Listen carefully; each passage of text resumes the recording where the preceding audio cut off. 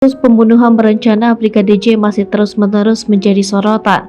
Salah satu hal yang masih diperbincangkan adalah soal Baradae yang tak berani menolak perintah Ferdy Sambo.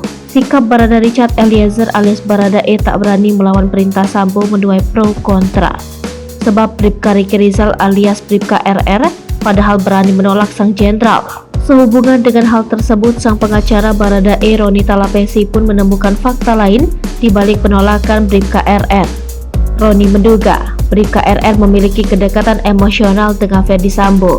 Hal itu dijelaskan karena Bribka RR sudah mendampingi Ferdy Sambo sejak mantan Kadipropam itu menjabat sebagai Kapolres Brebes.